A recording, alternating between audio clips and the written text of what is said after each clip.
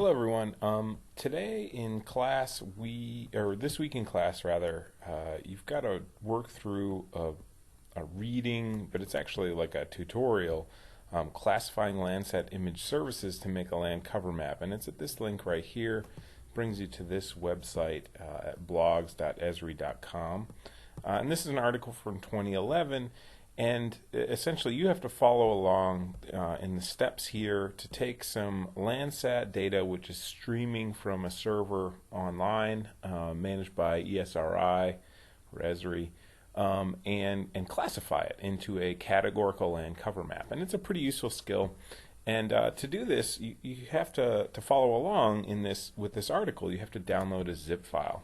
And when you download this zip file and open it up, I'm opening it here in 7-zip, you'll see there's a whole bunch of information. Okay, so we're going to extract this. I'm just going to extract it to a drive on my computer. And then in ArcMap, you actually have to open up the map document, which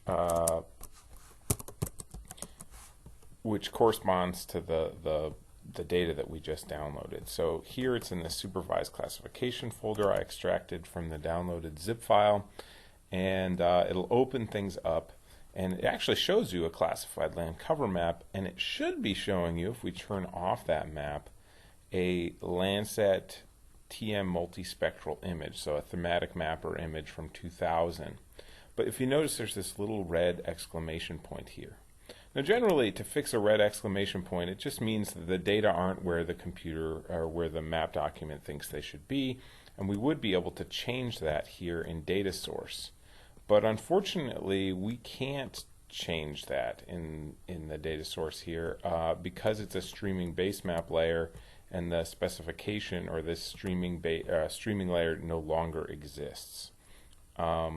So what we need to do instead to complete this activity is actually to use the Add Data button here, but the little arrow next to it, and then add data from ArcGIS Online.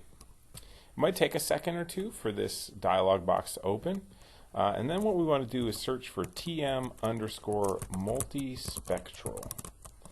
And it's going to bring up two results, at least as of February 2015. And we want to add this TM Multispectral 2010. You just click the Add button, and it will add in your TM data, your Landsat thematic mapper data. We'll actually drop that below our classified map, and we can get rid of this broken Landsat GLS thing. Save your map document at this point, and now it should work. Now, one problem we encounter here is that the image here is very dark, and this is because it's actually based on statistics or at least background raster data for the whole Earth, and we have some washed out pixels up here in the ice pack of Greenland, and some very dark ones in heavily forested areas. So what we want to do is actually continue to be zoomed into our area of interest here. You can do that by right-clicking and clicking Zoom to Layer.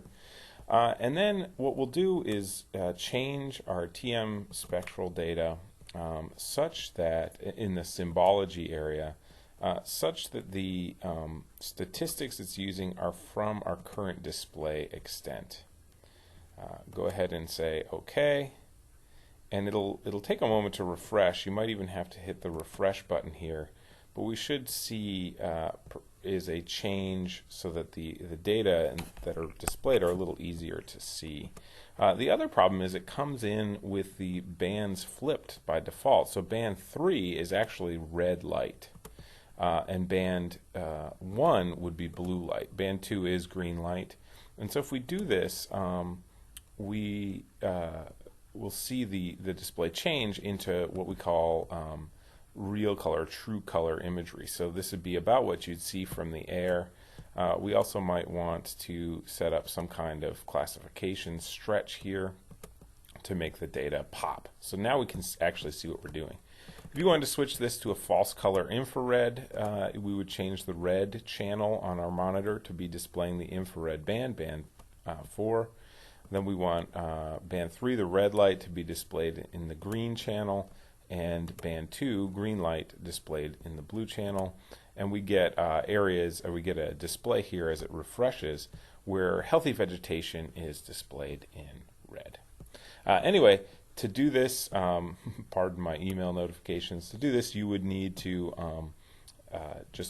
to do this activity, you need to change to this TM Multispectral 2010, and actually your output is going to be very different from this one, or somewhat different from this one, because this is a classified land cover map from a different time period. So anyway, this is the modification that you need to make. Aside from that, you should be good to go in that assignment.